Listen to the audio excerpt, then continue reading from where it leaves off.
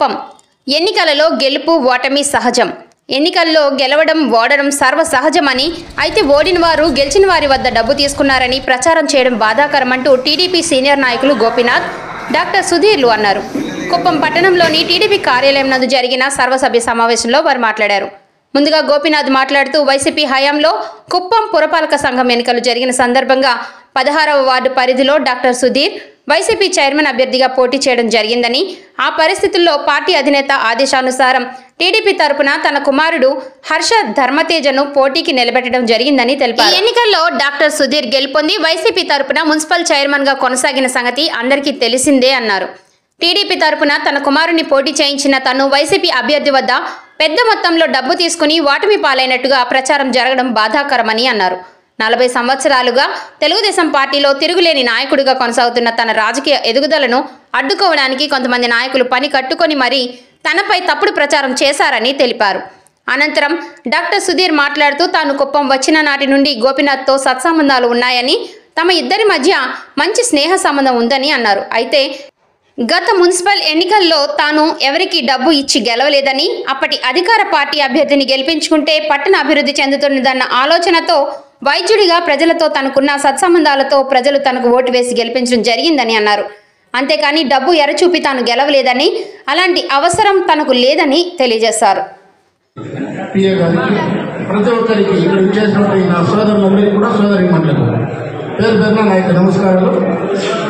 ఈరోజు ఇక్కడ నేను మాట్లాడుతున్నది, మేము ఒక టీంగా ఆ రోజు మేము మాట్లాడాల్సింది సత్య మాట్లాడినాడు, రాజకుమార్ మాట్లాడినాడు, అదంతా ప్రజల కోసము ఇది. కానీ ఇది పర్సనల్. ఏమంటే ఆ రోజు 16వ వార్డులో నిలబడడం జరిగింది నేను. కానీ నేను నిలబడలేదు, నాకు అవసరం లేదు. రాజకీయంలో నేను సపోర్ట్ చేస్తాను అందరినీ, టౌన్ మొత్తం కలిసి, ఎందుకంటే సర్పంచ్ గా ఉన్నాను, ఒక 5-6 మంది కౌన్సిలర్స్ పనిచేస్తానని ఆ రోజు నేను చెప్పడం జరిగింది. కానీ చంద్రబాబు నాయుడు గారే పర్సనల్ గా నాకు ఫోన్ చేసి నువ్వు నిలబడాలా, ఎందుకంటే అక్కడ ఒక బలమైన వ్యక్తిని నిలబెట్టినారు, ఎందుకంటే ఆయన బలం అంటే డబ్బు బలం ఎక్కువ ఉంది సుధీర్ గారికి, అదేవిధంగా జనబలం ఉంది అక్కడ, ఎందుకంటే డాక్టర్ గా ఆయనకు పేరుంది కాబట్టి అతను ఇన్ఫ్లుయెన్స్ చేయొచ్చు, అక్కడ నిలబడాలంటే. అప్పుడు నేను వద్దంటే అదే మునరత్నమ్మ గారి సమక్షంలో చంద్రబాబు నాయుడు గారు ఆయనకు చెప్పి నన్ను వాళ్ళ ఇంటికి పిలిపించి నా కొడుకుని నిలబెట్టడం జరిగింది. నిలబెట్టిన తర్వాత చాలా మంది అంటే మెయిన్ లీడర్లు వెనక్కి తగ్గేసినారు, నాకు వచ్చి సపోర్ట్ చేయకుండా. ఎక్కడికి ఏమన్నారంటే సుధీర్ గారు పోతే ఎదురులో పోతే ఆయన ఎదురు పడేసి ఏమనుకుంటారో, ఎప్పుడంటే ఆయన ఏదైనా డాక్టర్ గా పోవచ్చు, పేషెంట్ గా పోవచ్చు, ఇంకోటి, కాబట్టి వెనుకబడ్డారు.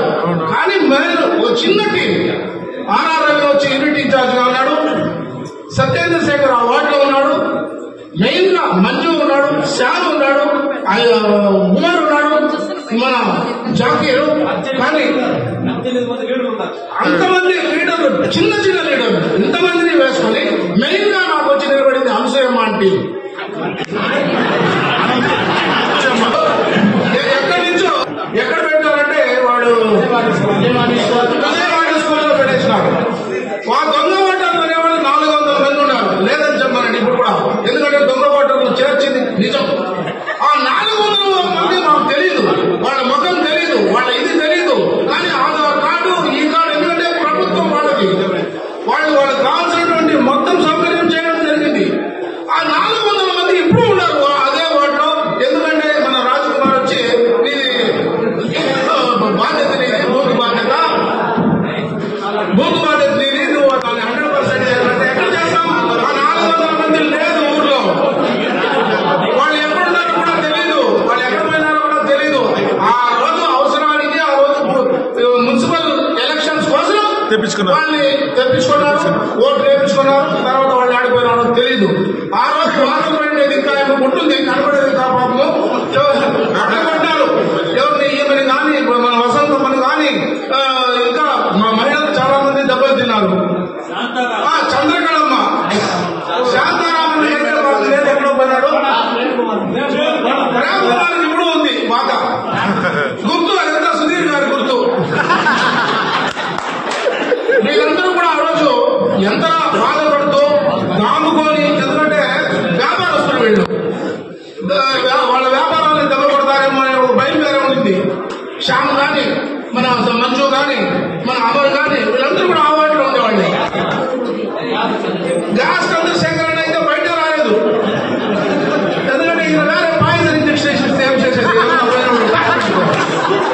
అనే భయం వేరే ఉండింది. అంటే ఆ రోజు పెద్దవాళ్ళు ఉన్నారు, వాళ్ళ రాజకీయం ఎలా ఉంటుందని నాకు ఐడియా కూడా లేదు. సో ఆ పర్టికులర్ టైంలో కొంతమంది ఏదైనా డబ్బులు ఇచ్చి మధ్య పెట్టడానికి ప్రయత్నం చేస్తారేమో తెలియదు, కానీ నా ద్వారా కానీ లేదు ఇంకొకరి ద్వారా కానీ నేను ఎవరికైనా డబ్బులు ఇవ్వడం కానీ చేయడం కానీ అనేది 100% అబద్ధం. రెండోది, గోపి అన్నకు నాకు అంటే ఊరికి వచ్చిన తర్వాత గోపి అన్న నేను ఎక్కడైనా కూర్చొని దాబాలలో కూర్చొని మాట్లాడుతున్న సందర్భాలు గోకులలో, ఎందుకంటే 2003 నుంచి నాకు మంచి స్నేహితులు అతను.